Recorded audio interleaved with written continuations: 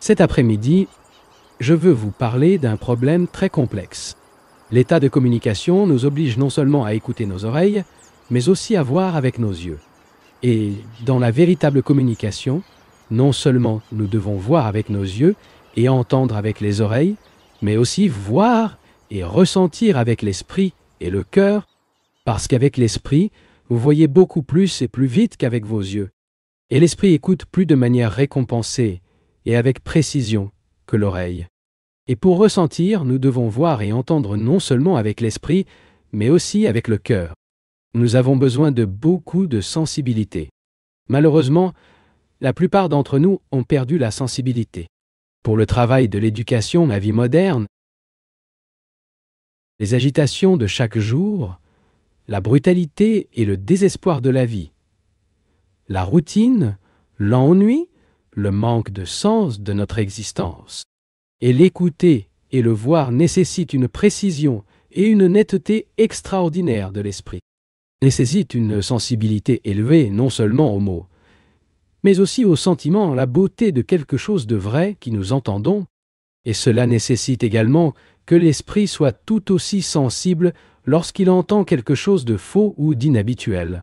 Comme, pour la plupart, nous sommes tellement indifférents, et nous n'avons ni temps ni patience pour réfléchir profondément, enquêter profondément, nous préférons le mode de communication le plus simple. Autrement dit, écouter les mots, les opinions, les terminologies, et les contester ou les accepter, rejeter ou accepter ce que nous entendons. C'est ce que nous faisons généralement. Mais quand il s'agit de quelque chose qui nécessite non seulement l'oreille pour faire attention, mais aussi que l'esprit et le cœur sont conscients, il est nécessaire de sensibilité, afin que nous puissions être en communion sur quelque chose qui nécessite toute attention. Ne parlons pas d'une certaine chose. La phrase sur fin termine une idée. Il parle de politique, de religion, d'un problème donné. Mais celui-ci implique une formulation d'idées sur la politique, sur un problème ou un problème donné. Mais quand nous sommes en communication, en communion, il n'y a pas de sujet, il n'y a pas d'idée. Nous nous retrouvons ici dans la communion directe, parlant, voyons et ressentant. Et notre esprit écoute beaucoup plus, sans se disputer, sans accepter, ni rejeté. Lorsqu'il est accepté ou rejeté, il n'y a pas de communion. Nous devons établir cette communion. Et pour l'établir, nous ne parlerons pas de quelque chose, car cela représente toujours la chose non essentielle. Le mot, l'opinion, la croyance, le dogme. Mais si l'orateur et les auditeurs se sont fixés en communion, nous pouvons ensuite dépasser les mots, les termes spéciaux, les opinions et les idées, et réaliser quelque chose de la plus haute importance pour les deux parties. Je souhaite vous parler pour vous communiquer sur la nature et le sens de la méditation. Premièrement, le mot méditation évoque naturellement certaines images, certaines réactions agréables ou désagréables. Et comment allons-nous communier? Au fur et à mesure que vous allez, avec moi, pour enquêter sur cette chose extraordinaire, appelée méditation, vous devez être prêt à le mettre sur s'habit, naturellement et facilement, vos opinions, vos pratiques, vos disciplines, pour comprendre ce que je veux vous communiquer. L'une des choses les plus difficiles est que nous découvrons par nous-mêmes ce qu'est la méditation. Tout d'abord, nous pouvons donc examiner cet énorme problème. Nous devons être très sensibles. Nous ne pouvons pas venir à lui avec conviction, opinion et jugement. Nous devons être sensibles. Nous sommes rarement sensibles à la beauté, car il, pour la plupart d'entre nous, ne signifie rien. La beauté n'est pas une réaction à un certain stimulus. Une personne entend une chanson et vient les larmes aux yeux et l'appelle magnifique. Vous donne le nom de l'expérience. Autrement dit, il est stimulé par un incident externe, une occurrence externe. Ouah. Vous voyez par exemple une sculpture, un coucher de soleil, une belle femme ou un sourire innocent et sain d'un enfant, et sent que c'est beau. Il est stimulé par ce que vous voyez. La réaction à un tel stimulus peut être à la fois agréable et désagréable.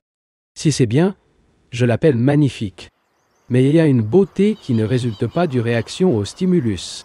Cette beauté n'est pas une simple perception de la couleur, des proportions, de la structure, de la qualité, mais quelque chose de beaucoup supérieur et beaucoup plus profond et sans relation avec un stimulus de passagers.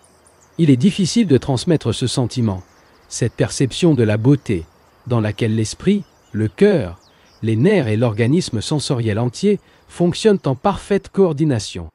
Ce sentiment n'est pas provoqué ou produit par le stimulus, mais il existe tout au long de la journée, lorsque nous sommes sensibles à tout. À nos paroles, nos gestes, notre sol, la boue de la route, la saleté et le désordre d'une maison, l'insipidité du bureau, les agonies brutales de l'homme. L'individu est dans un état d'attention et de sensibilité. Cette forte sensibilité met toutes les sphères de votre être, tous les recoins de votre conscience, votre essence totale. Ce n'est qu'alors que la perception de la beauté n'est pas stimulée par le lac, la montagne, la poésie ou le mouvement d'un oiseau volant. Pour communier ce sentiment, si vous et moi ressentons vraiment cette beauté nue des ornements, qui n'est pas un stimulus ou un concept intellectuel, mais un véritable état, pour communier dans ce sentiment, nous devons nous retrouver au même niveau, avec la même intensité et en même temps. Sinon, il ne peut y avoir de communion. Et cette communion est nécessaire pour comprendre ce que nous enquêtons. Nous nous retrouvons rarement dans la communion. Vous pouvez tenir la main de votre femme, n'êtes pas en communion avec eux. La communion implique la non-existence de la séparation. Je ne réfère pas à la séparation physique, mais bien plus que cela. La séparation mentale ou émotionnelle existant en chacun de nous, pour chacun, s'efforce de s'imposer aux autres, de se remplir, d'être important, de devenir célèbre. Dans cet état d'ambition et de compétition, il n'y a pas de communion. Il peut y avoir une communication au niveau physique, mais la communion est une chose beaucoup plus profonde et beaucoup plus intense. Dans ce domaine, tellement ce que tu dis comme l'auditeur est en contact avec quelque chose de réel et non quelque chose d'imaginaire, dialectique ou rationnellement déduit. Les deux parties voient la même chose, en même temps et avec la même intensité. Il est ensuite établi un état de relation extraordinaire entre l'auditeur et celui qui parle. Cela se produit très rarement dans la vie de la plupart d'entre nous. L'état de communion fait partie du sujet avec lequel nous allons faire face. La plupart d'entre nous sont sous le poids de la tradition. Pas de bonne tradition, ni de mauvaise tradition, mais une tradition pure et simple. Le mot « tradition » signifie la transmission de génération en génération. C'est la transmission depuis des temps immémoriaux, de père à fils, successivement, de certaines conventions, idées et concepts. Cette tradition conditionne l'esprit. Dans un monde moderne, où il y a tellement de problèmes, nous avons tendance à perdre la sensibilité. Par le mot « sensibilité », je ne comprends pas la sentimentalité, l'émotivité, ni la simple sensation. Cependant, la capacité de percevoir, la capacité d'écouter, de sentir l'oiseau qui chante dans un arbre, le mouvement d'une feuille au soleil. Il est très difficile pour la plupart d'entre nous de ressentir des choses avec une intensité profonde et pénétrante, car nous avons tellement de problèmes. Tout ce que nous jouons semble devenir un problème. Et apparemment, les problèmes de l'homme n'ont aucune fin, et cela est totalement incapable de les résoudre. Parce que plus il y a de problèmes, moins il se sentit sensible. C'est la capacité d'apprécier la courbe d'une branche d'arbre, d'apprécier les choses sordides, la boue de la route, pour être sensible à la souffrance d'un autre, à regarder avec le crépuscule. Ce n'est ni un sentiment, ni une simple émotion. L'émotion et le sentiment ou la sentimentalité peuvent devenir de la cruauté et être exploités par la société. Et le individu sentimental impressionnable devient esclave de la société. Mais nous avons besoin de la capacité de nous sentir intensément, de ressentir la beauté, de ressentir le mot et le silence entre deux mots. De cette capacité, nous en avons besoin, parce que c'est ça qui rend l'esprit très sensible. La sensibilité dans le plus haut degré et l'intelligence. Si l'individu n'est pas sensible à tout, à sa propre souffrance, à la souffrance d'un groupe humain, à une race, à la souffrance de tout ce qui vit, s'il n'a pas de sensibilité exquise, il ne peut résoudre aucun de ces problèmes. Et nous avons de nombreux problèmes, non seulement au niveau physique, au niveau économique, au niveau social, mais aussi au niveau les plus profonds de notre existence. Problèmes que nous sommes apparemment incapables de résoudre. Et je ne me réfère pas à des problèmes mathématiques ou mécaniques, mais à nos problèmes humains, à nos souffrances, à notre désespoir, à notre étroite mentale, à la superficialité de notre pensée, à la monotonie de notre existence, routine par office routine pendant 30 ou 40 ans, et nos nombreux problèmes à la fois conscients et inconscients nous atténuent et volent leur sensibilité. Et perdre la sensibilité est de perdre l'intelligence. Comme nous l'avons dit lors de la dernière réunion, examinons la question de la peur. Mais afin d'examiner pleinement ce problème, nous devons comprendre que tous les problèmes sont liés les uns aux autres. Aucun problème n'existe séparément. Chaque problème est par rapport à d'autres problèmes. Et donc, l'esprit qui essaie de résoudre un problème isolément ne le résoudra jamais, car il se rapporte à une demi-douzaine d'autres problèmes, à la fois conscients et inconscients. Seule l'action correcte, l'action religieuse, peut complètement résoudre tous les problèmes. L'utilisation du mot religion, qui pour beaucoup de gens est un mot antipathique, et dans la société moderne presque vide de sens, fréquente l'église ou le temple. Entendant des psaumes ou des chansons, cela signifie peu. Ce sera réconfortant, mais seulement que nous n'utilisons pas absolument le mot religion à cet égard. La religion organisée, la croyance organisée, sont des choses sans réel. Ils ne mènent nulle part, ni ne nous apportent une compréhension et une clarté. Ils ne conduisent pas non plus l'homme à la vérité. Ces croyances et religions organisées représentent en fait l'incapacité de l'homme à résoudre ses problèmes quotidiens. Et par conséquent, il est obligé de faire appel à une certaine forme de mysticisme, de ritualisme, etc. Nous donnons le mot religion un sens totalement différent. Pour cela, je comprends la capacité de voir et de comprendre tout le problème immédiatement et d'agir avec la même instantanéité. Il est également important de comprendre cela. Afin de voir quelque chose avec tous clair, intellectuellement ou verbalement, nous devons comprendre le mot et le son du mot.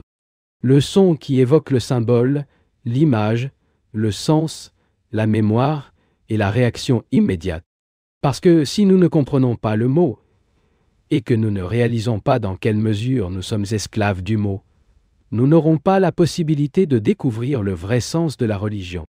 Parce que le mot devient significatif quand ce n'est pas un obstacle. Lorsque la porte nous ouvre, pas conformément à nos idiosyncrasies, à notre caractère ou à nos inclinations, ou conformément à quelque chose auquel nous sommes liés. Un mot, après tout, est un son. Et si nous recevons ce son comme un simple concept, une idée ou une formule intellectuelle, nous perdons une sensibilité au son et le mot devient plus important que le fait quand il prend sa place. Nous participons tous ensemble à cet examen. Il ne s'agit pas simplement d'écouter l'orateur. Vous n'écoutez pas une série de mots, d'idées, ou de concepts et d'acceptations, ou de désaccords. Au contraire, vous et moi participons ici à cette énorme question de peur. Et la participation nécessite une communion. Pas une communication simple, mais aussi la communion, ce qui est beaucoup plus important. Avec le mot communion, je me réfère à un état mental de sensibilité, surveillance, observation. Un état où l'esprit n'accepte ni ne rejette. Cependant, c'est dans une activité extraordinaire. Et il est donc capable de conjurer le faux et de suivre le vrai. Après tout, c'est aussi ce que nous comprenons pour participer. Participer à un problème signifie que vous et moi enquêtons ensemble. Et ensemble, cela ne signifie pas que vous êtes mis à part en écoutant des explications ou des mots de très peu de signification. Mais oui, ils vont avec moi et à travers les mots, leur signification, leur propre son. On comprend et ressent tout ce que le mot suggère. Et grâce à cette communication verbale, la communion est établie. Nous participons donc et partageons. Et nous devons partager ce problème parce que c'est un problème très complexe. Tous les problèmes sont complexes. Il n'y a aucune solution spécifique à un problème. Donc, pour participer à quelque chose, nous devons nous réunir et voyager rapidement. Chacun de nous ne réalise pas seulement et ressent le sens d'après le mot, mais aussi, intellectuellement, prend conscience de sa signification totale. C'est ce que vous comprenez lorsque nous participons à quelque chose, n'est-ce pas? Quand il y avait un récit, vous le suivez attentivement. Si vous le trouvez intéressant, amusant, dramatique ou tragique, il suit coulant avec. Et en examinant conjointement cette question de peur, nous devons également comprendre que chaque problème de douleur physique, de perturbation psychologique, de problème économique, de contradiction sociale est lié à d'autres problèmes, et qu'aucun problème ne peut être résolu isolément. L'homme qui dit, pour l'introspection plus profonde et plus profonde, « Je résoudrai mes problèmes ou les problèmes de la société ». Cet homme n'est pas en relation avec la société, les faits qui se produisent. On peut en dire autant de l'homme qui dirige son attention exclusivement à l'étranger. Comprendre un problème nécessite un équilibre, une vigilance et des alertes extraordinaires. Et pour comprendre cette question de peur, qui y a non seulement au niveau conscient, mais aussi à des niveaux plus profonds, nous devons comprendre la question de la friction ou des conflits, des efforts, de la contradiction, car toute notre existence est basée sur la lutte, la friction et les efforts, que nous savons seuls. Effort, lutte, friction, qui génèrent certaines formes d'énergie, et c'est cette énergie qui nous maintient en mouvement. Ambition, cupidité, envie, tout cela est une friction et nous maintient actifs. Cette cupidité, cette envie, cette ambition nous pousse à faire des efforts pour réaliser ce que nous voulons. Cela nous donne un certain type d'énergie, le seul que nous connaissons. Et lorsque cette énergie provoque des afflictions, de la confusion, de la souffrance, nous faisons appel à l'extravagance religieuse, à boire, aux femmes, au divertissement. Des dizaines de formes, nous voulons nous échapper et le faire, mais le problème reste existant. Le problème de l'effort, des conflits et de la contradiction.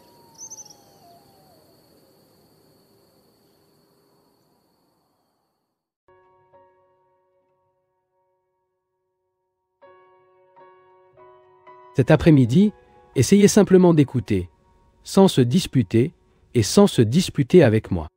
Il est important d'écouter vos oreilles, plutôt que d'écouter simplement vos propres opinions, expériences et idées. Vous devez entendre celui-ci qui vous dit « parce que c'est ce qui est venu ici, c'est évident ». Et que disons-nous? Ce n'est rien d'irrationnel, fou ou stupide, car nous exposons simplement les faits. Si vous entendez un fait, si vous vous écoutez vraiment avec vos oreilles, vous constaterez que ce fait produit un impact sur l'esprit conditionné. Cet impact est nécessaire, produit l'effet nécessaire si vous le laissez agir. Mais si vous commencez à vous disputer, en disant que nous devrions conserver certaines traditions, ne sont-elles pas nécessaires? Sinon, nous serions ceci, et cela, et cet autre. Cette dispute avec vous-même et l'orateur vous empêche d'écouter, et donc la rencontre avec le fait. Votre rencontre avec le fait aura un effet extraordinaire si vous entendez vraiment. Nous savons ce qu'est la tradition, la coutume, l'habitude qui a façonné nos esprits, que c'est un fait. Cette tradition a établi certaines méthodes, certains processus spéciaux, et nous fait méditer selon eux. Ces systèmes ou méthodes ont été établis ou sont établis par des personnes qui pensent savoir méditer et avoir l'intention d'enseigner aux autres. Ce sont des méthodes basées sur la tradition ou l'expérience de ces personnes, ou prises à certains et autres et coordonnées. Et ils veulent que les individus les pratiquent pour réaliser quelque chose qu'ils appellent la paix, Dieu, la vérité, le bonheur, etc. Ainsi, par la tradition, les religieux ont établi, partout, des méthodes pour réaliser cet état qu'ils appellent la paix, Dieu ou une expérience extraordinaire. C'est un fait. La méthode, le système, la pratique. Maintenant, faites attention. Qu'implique-t-il la pratique et la méthode? Il existe une méthode, puis exécution ou la pratique de cette méthode. Nous examinons les deux choses, la méthode et la pratique. Et quelle est la méthode? Un système d'idées. Si une personne fait ça, et plus un autre y arrivera. Il s'agit d'une procédure spéciale organisée qui mènera l'individu à une certaine cible. La méthode commence à être pratiquée de jour en jour, lentement et délibérément. Et cela nécessite beaucoup d'efforts. Après la méthode et la pratique de la méthode, en pratiquant une méthode ou des méthodes, seul un état nécessairement statique sera atteint. Si vous avez une méthode, cela vous mènera à un certain point. Ce point doit nécessairement être statique. Il ne peut pas bouger. Cela ne peut pas être une chose vivante et dynamique. Un mouvement est statique. Vous vous dites que si vous faites certaines choses spéciales et organisées, vous aurez la paix. Cette paix est une idée qui devient statique. La paix n'est jamais statique. C'est une chose vivante. Cela ne vient que lorsque l'on comprend toute la lutte de l'homme. Pas une lutte particulière donnée, mais la totalité de l'existence de l'homme.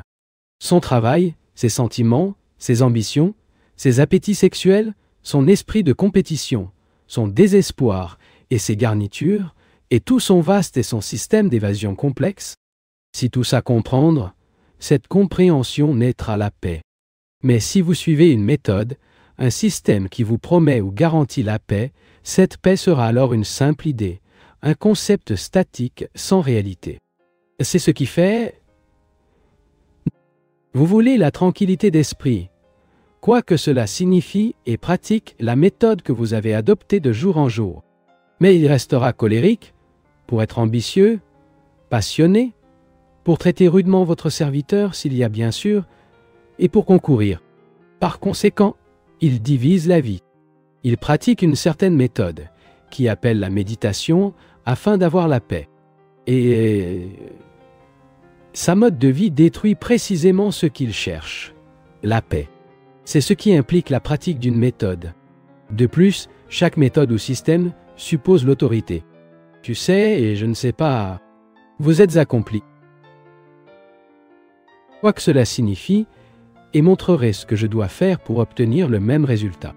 C'est ainsi qu'il a obtenu son diplôme et a établi l'entité nommée Guru.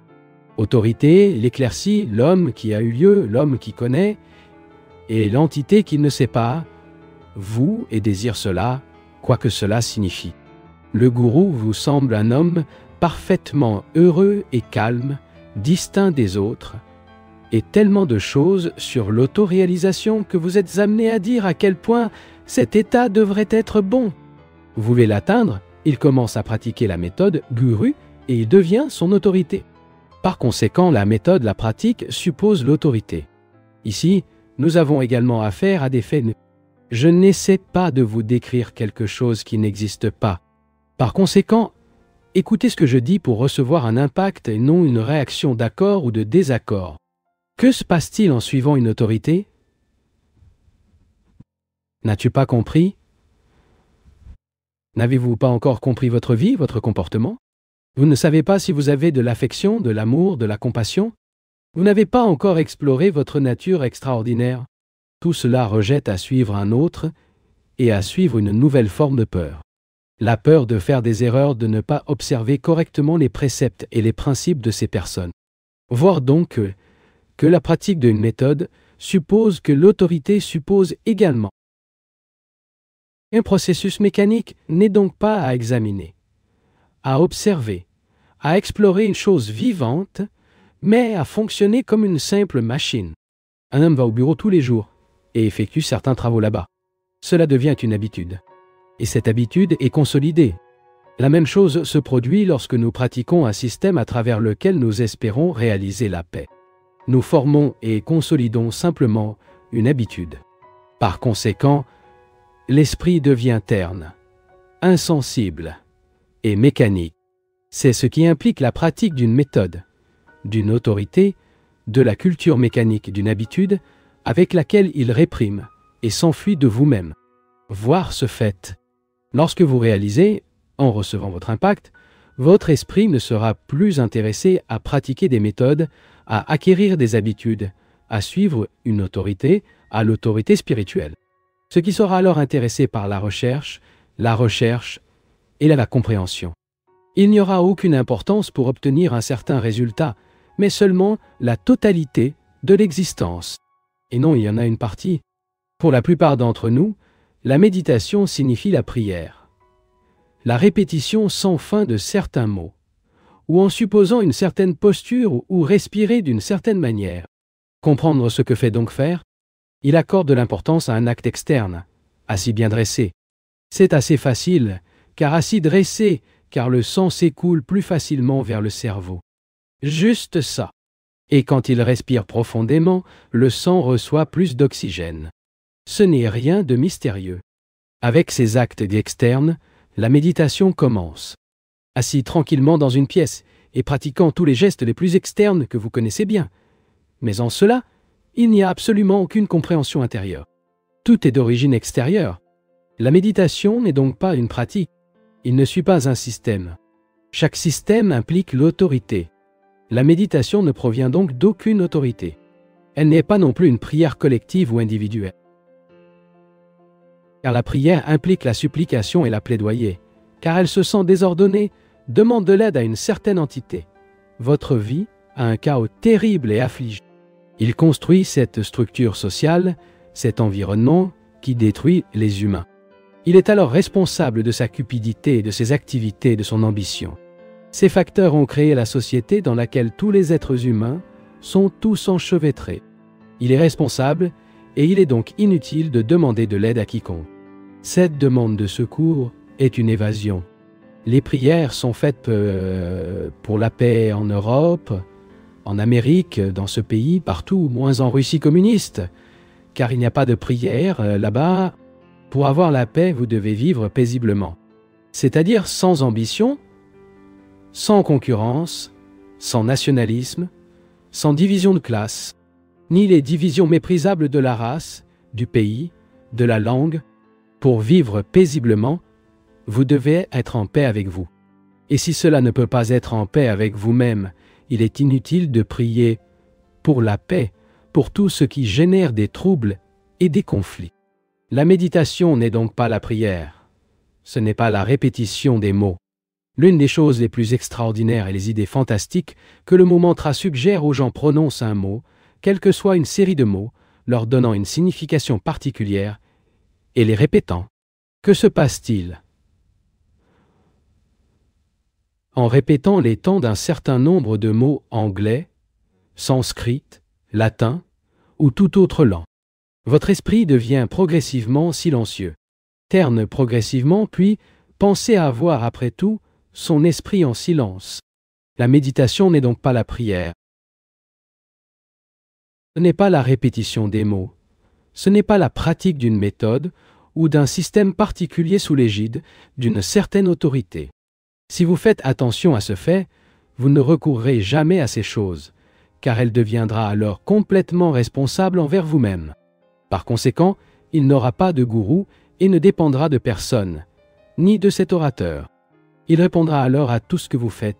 C'est pourquoi il doit avoir une connaissance de soi abondante, pour vous enrichir de la connaissance de vous-même, car c'est la seule base à partir de laquelle il peut quitter.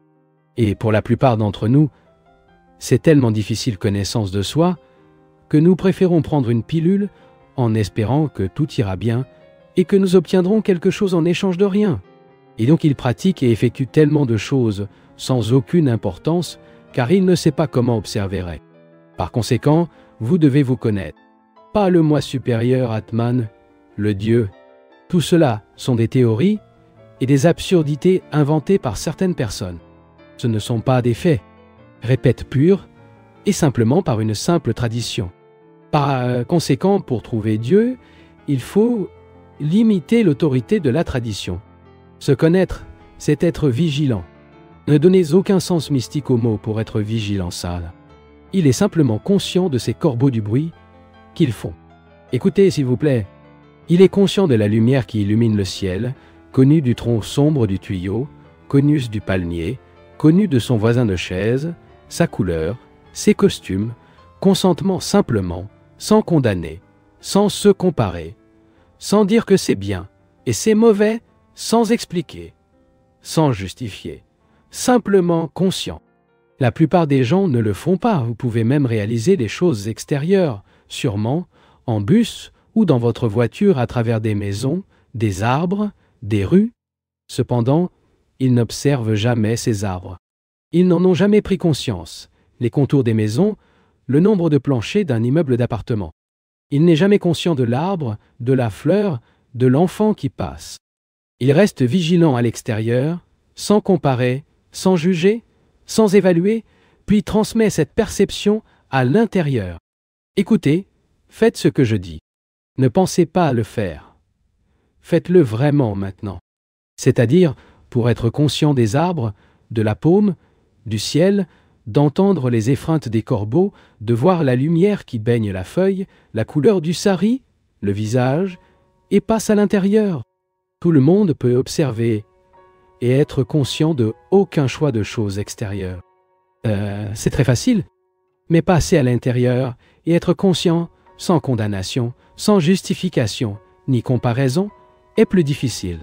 Soyez conscient de ce qui se passe en vous, vos croyances, vos peurs, leurs dogmes, leurs espoirs, leurs frustrations, leurs ambitions, etc. Commence alors à révéler le conscient et l'inconscient. Rien ne doit être fait. Soyez conscient. Cela seul doit faire. Sans condamner, sans forcer, sans essayer de changer ce que vous réalisez. Vous verrez que c'est comme la marée qui entre. Ne peut pas empêcher la marée d'entrer. Vous pouvez vous opposer à un mur, faire ce que vous voulez, et il viendra avec une énergie énorme.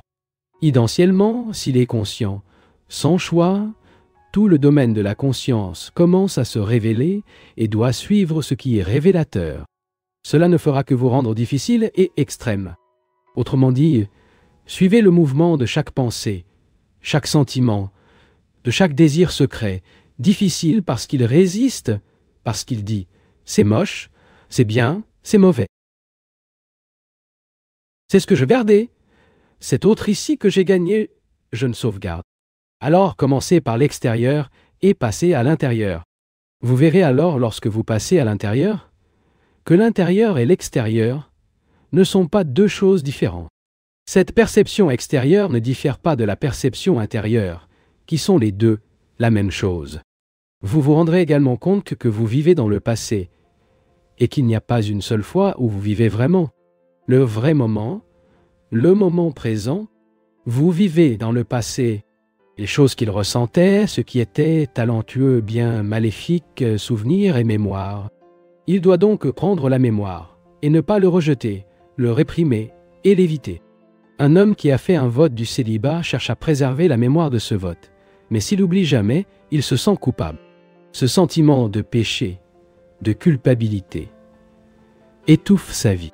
Si vous commencez à observer tout ce qui vous entoure, vous deviendrez très sensible. Par conséquent,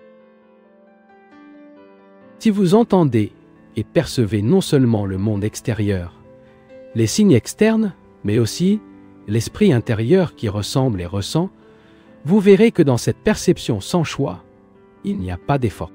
Et c'est vraiment important de comprendre cela.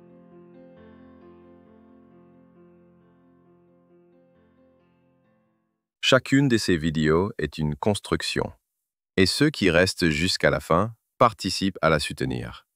Si ce contenu a résonné en toi, laisse un commentaire, partage, abonne-toi et bien sûr, mets un j'aime. Et jette aussi un œil au lien dans la description. Il y a d'autres chemins à explorer. Merci beaucoup, une grande accolade, et à très bientôt.